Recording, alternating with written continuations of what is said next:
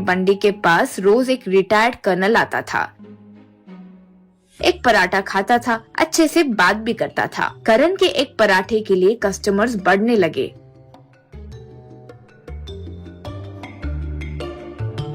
कपाड़िया को करण का यूं आगे बढ़ते देख बिल्कुल पसंद नहीं आया। करण का नाश करना होगा यूं सोचकर करण का एक पराठा, एक करी बहुत खराब है यूं प्रचार शुरू किया। वो स्वाद के लिए अंदर कुछ मिलावट करता है और वो सेहत के लिए हानिकारक है, ऐसे भी कहने लगा। इससे करण का व्यापार पर असर हुआ। एक दिन कर्नल करण के पास जब आया तो करण को देखकर, क्या हुआ करण, ऐसे डल क्यों हो? यूं पूछा। तब करण, वो कपाड़िया ने सब खराब कर दिया है सर। वो मुझ पर झूठा प्रचार करके मेरा व्यापार खराब कर दिया। क्या करूं समझ नहीं पा रहा हूँ। यूं कहा। तब कर्नल, फिक्र मत करो करण, अच्छे लोगों के साथ हमेशा अच्छा ही होता है। उदास मत हो, मेरी बात मानो और जैसे मैं कहता हूँ वैसे करो। कहते हुए करण से कुछ कहा।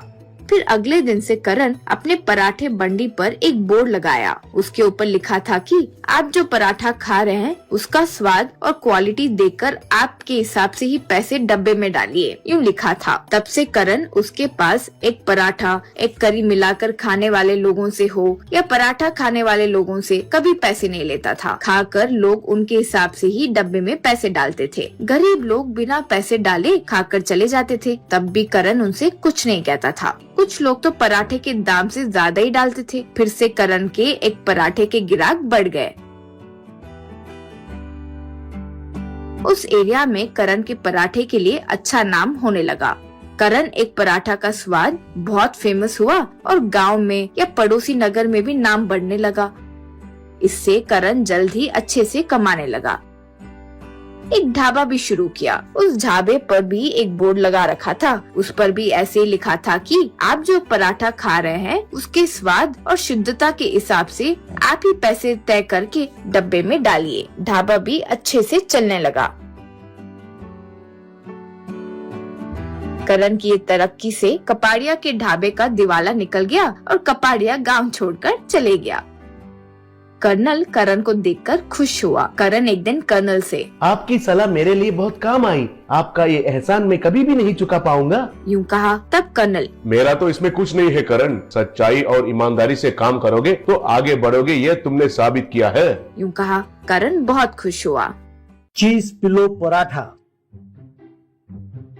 सीतापुर नाम के गांव में रामनाथ नाम का व्यक्ति अपनी पत्नी अनुसुया के साथ मिलकर शादियों में बावर्ची का काम करता था।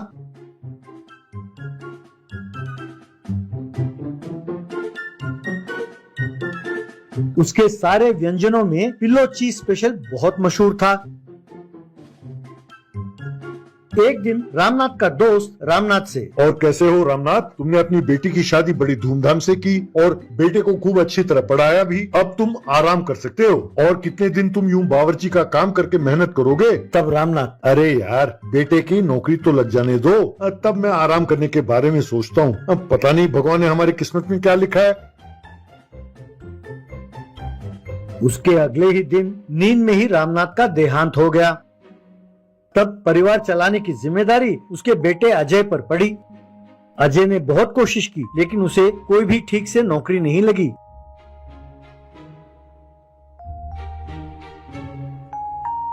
एक दिन अजय की दीदी लता उसके घर आई और अजय से, भैया और कितने दिन तुम यूं नौकरी के चक्कर में पड़े रहोगे? तुम पर माँ की जिम्मेदारी है। मैं सोच रही थी कि माँ को मैं अपने साथ ले चलूंगी, लेकिन तुम तो जानते ही हो माँ की और मेरी सास की बिल्कुल नहीं बनती और हमारे पास कोई संपत्ति भी नहीं है। एक काम क्यों नहीं करते भैया, तुम पिताजी की तरह बावर्ची क्यों नहीं बन जाते? तब उनकी माँ अनुसुया, ये बहुत मुश्किल है बेटा। जो पिताजी के साथ काम करते थे वे दूसरी जगह नौकरी ढूंढकर चले गए। अब इसे तो सिर्फ पिल्लो चीज पराठा बनाना आता है और मुझ में अब बाकी पकवान बनाने की ताकत नहीं है। अब सब ऊपर वाले की दया है, जो होगा देखा जाएगा। ऐसा कहा दुखी होकर। ये बात सुनकर अजय के दिमाग में एक आइडिया आया।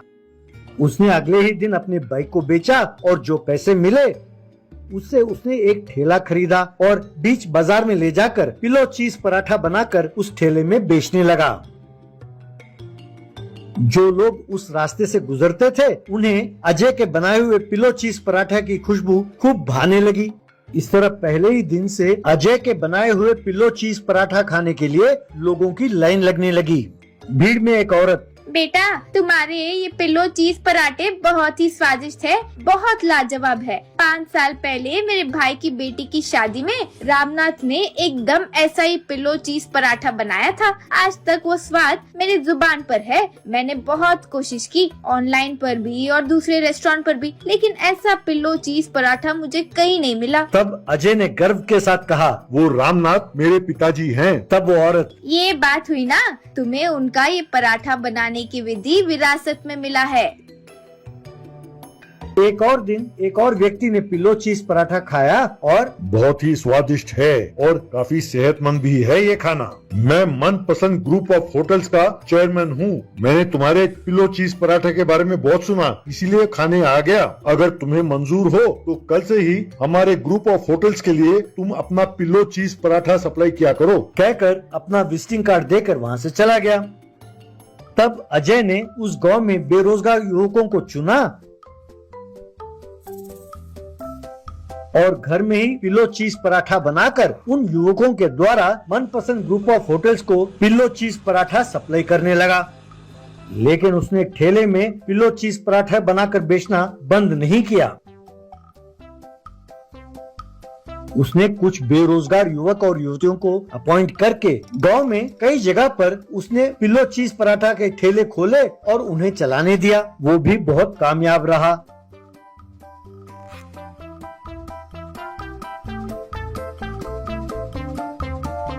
एक दिन अनुसुईया अजय से, बेटा अजय, अब तो तुम बहुत अच्छी कमाई कर रहे हो। अपने पिताजी की आखिरी इच्छा पूरी करने का वक्त आ गया है। तब अजय, बोलो माँ, वो इच्छा क्या है? मैं जरूर पूरा करूँगा। तब अनुसुईया, कुछ खास नहीं बेटे, तुम्हारे पिताजी की इच्छा थी कि वो एक केटरिंग सर्विस चलाए, लेकिन उनकी इच्छा पूरी नहीं हो सकी। तब अजय, बस इतनी सी बात माँ, एक काम कल ही शुरू करते हैं। ऐसा कहा।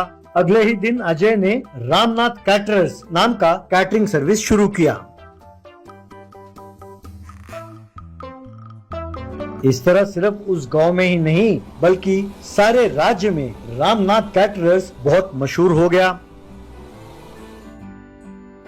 इस तरह अजय ने खूब पैसे कमाए, बहुत बढ़िया घर बनाया और एक सुशील लड़की से उसने शादी की। अजय की कामयाबी देखकर उसकी माँ अनुसुईया बहुत खुश हुई। इस तरह अजय उस राज्य के युवकों के लिए एक मिसाल बना। 0 फैट छोले कुलचा।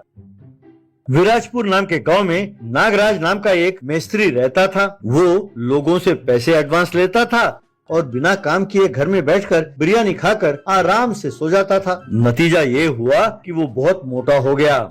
एक दिन जिन लोगों ने उसे एडवांस पैसे दिए थे वो सब मिलकर एक साथ आए। उनमें से लोकेश नाम का व्यक्ति नागराज से, अरे भैया, मैं तुम्हारे हाथ जोड़ता हूँ। लगता है जिंदगी में मैंने बहुत पाप किए होंगे जो मुझे ऐसी सजा मिली और तुम मेरे गले पड़ गए। ये सुनकर दूसरा व्यक्ति, अरे भाई साहब, आप बिल्कुल सही कह रहे, ये तो मिस्त्री के रूप में यमराज है। इसे देखो तो सही, कितना मोटा है। ये हम सबके पैसे निकल कर इतना मोटा हो गया है, इसके पेट को काटो तो हमारे पैसे निकलेंगे। तब नागराज, देखो भैया, इज्जत से बात करो, वरना तुम मेरा नाम तो जानते ही हो, नागराज। दस दूंगा मैं आप सबका काम परसों आकर करूंगा, लेकिन पैसे वापस नहीं करूंगा। तब लोकेश, चुपचाप आकर काम में लग जाओ, वरना मुझे पैसे कैसे वापस लेने हैं अच्छी तरह मालूम है। मैं तुम्हें कुछ नहीं कहूँगा, उस वीरू को पकड़ूंगा जिसने तुम्हें मिलाया था। अपने आप को देखो तो सही, तुम एक पूरे बकरी को निकले हुए अजगर की तरह दिखते हो। यूँ सब उसे डांट कर वहाँ से चले गए। बाद में नागराज का दोस्त वीरू नागराज से, अरे यार, तुम लोगों को यूं परेशान क्यों कर रहे हो? उनका काम क्यों नहीं कर देते? तब नागराज, मैंने तुमसे तो कोई सलाह नहीं मांगा, जाओ चुपचाप मेरे लिए बिरयानी ले आओ, खाकर सो जाऊंगा, बहुत नींद आ रही है यार, कहकर अंदर चला गया। तब वीरू बिरयानी लाने के लिए सड़क पर पैदल जा रहा था कि तभी उसे एक छोले कुलचा का ठेला नजर आया। ठेले पर कुलचा बेचने वाला भुवन, आओ भाई आओ, स्वादिष्ट छोले कुलचे खाओ। आप लोग जानते हैं इसकी खासियत क्या है? ये 0 फैट कुलचा है, इसका स्वाद लाजवाब है। अगर आप लोग 1 महीना लगातार मेरे छोले कुलचे खाएंगे तो महीने भर में आप एकदम स्लिम एंड फिट हो जाएंगे। लड़के हीरो की तरह और लड़कियां फिल्म की हीरोइन की तरह बन जाएंगी। तब से 1 महीने तक वीरू भुवन पर नजर रखने लगा। बाद में वीरू भुवन के पास गया और भैया मेरा एक दोस्त है, वो एकदम पेटू है, जब देखो खाता रहता है और सोता रहता है, वो एकदम आलसी हो गया है, काम नहीं करता। जिन लोगों का काम मैंने उसे दिलाया वो लोग मेरे पीछे पड़े हुए हैं, मुझे गालियां दे रहे हैं। मेरा दिमाग खराब था जो मैंने उसे 5 लाख रुपए एडवांस दिलाए थे। भैया सच सच कहो, क्या वो तुम्हारा कुलचा खाकर एकदम दुबला पतला हो जाएगा? तब भुवन, अरे इसमें शक करने की क्या बात है भैया, अब मेरा कुलचा छोले खाएगा तो बस 1 महीने में उसके 10 द्वारे के पिंजरे से चर्बी यूं पिघल कर निकल जाएगी। अगर चाहो तो मैं आकर तुम्हारे दोस्त को समझाऊंगा। चलो भैया चलते हैं। यूं कहकर छोले कुलचे तैयार करके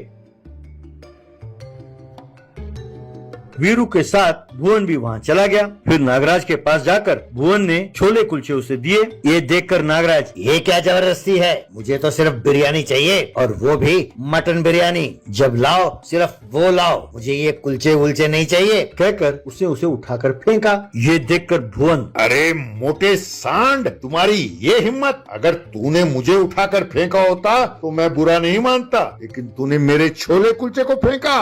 बच्चों अब तुम्हारी खैर नहीं, अब मैं तुम्हारी चर्बी उतारूंगा बच्चों। अब तुम्हें चूल्हे के ऊपर बिठाएं तो जैसे तुम्हारी चर्बी पिघलेगी वैसे ही तुम्हें कुलचे खिलाकर पिघलाऊंगा। कहकर नागराज को कमरे के अंदर ले गया और कुर्सी से उसे बांध दिया। उसके बाद वीरू की मदद से हर रोज वो नागराज को तीनों वक्त छोले कुलचे खिलाने लगा। इस तरह 1 महीना बीत गया। नागराज बिल्कुल दुबला पतला हो गया। एक दिन भुवन का असिस्टेंट कुलचे लेकर आ रहा था तो उसे देखकर नागराज, अरे कमीनो, मुझे तुम लोग यूं क्यों सता रहे हो? मेरा सारा चर्बी पिघल गया भैया, देखो मेरे सारे हड्डियां बाहर निकल आई है। अरे यार मुझसे तो ठीक से बोला भी नहीं जा रहा। तब वो असिस्टेंट, भाई साहब, हमारे भुवन भाई साहब का आप पर गुस्सा कम हो गया है, आपको छोड़ दिया है, लेकिन ये कुलचे जानते हैं आप कौन भेज रहा है? आपने जिन लोगों से एडवांस पैसे लिए थे ना, वो लोग भेज रहे हैं। आप जानते हैं यूं आपको कुलचे खिला खिला कर मार डालने का षड्यंत्र रचा उन लोगों ने मिलकर। आपको देखकर मुझे आप पर बहुत तरस आ रहा है भाई साहब। और हाँ भाई साहब, आप जानते हैं कि कहीं आप घर से भाग ना जाएं, इसका ध्यान रखने के लिए उन्होंने 4 मुशंडों को रखा है यहाँ पर आपकी निगरानी के लिए। नागराज, इसका मतलब ये है कि मुझे मारने का पूरा प्लान बना लिया इन लोगों ने। भैया भैया उनसे कहो ऐसे ना करें, उनसे कहो मैं उनका काम करके दे दूंगा। यूं कहते ही उस लड़के ने नागराज के रस्सी खोला। तब नागराज घर के बाहर गया, वहाँ खड़े अपने ग्राहकों से माफी मांगी और उनका काम उसने शुरू किया।